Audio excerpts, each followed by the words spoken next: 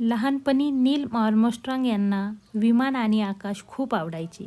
ते कागदाची विमाने बनवून उडवायचे आणि आकाशाकडे पाहत स्वप्न पाहायचे. मोठे झाल्यावर त्यांनी वैमानिक होण्यासाठी खूप मेहनत घेतली.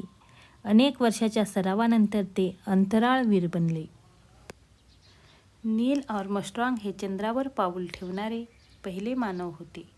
ते एक अमेरिकन अंतराळ होते. त्यांचा जन्म 5 ऑगस्ट 1930 साली झाला.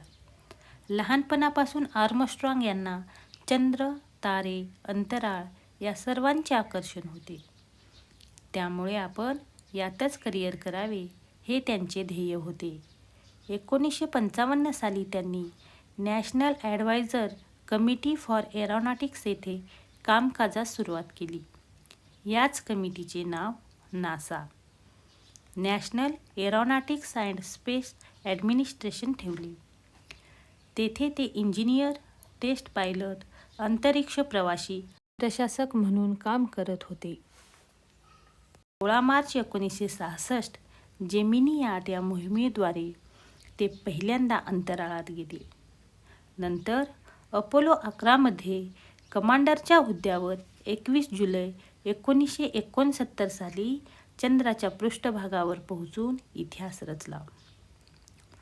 16व्या वर्षी त्यांनी विद्यार्थी पायलट लायसन्स मिळवले होते.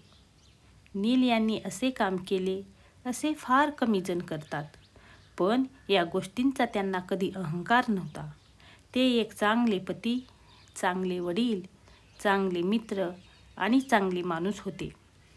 त्यांनी व्यावसायिक, शिक्षणतज्ज्ञ, समुदाय नेता या सर्व रूपात सन्मान मिळवला. त्यांना शेकडो पुरस्कार व सन्मानचिन्हे मिळाली, पण त्यांच्या यशाच्या शिखरापुढे गौण होते.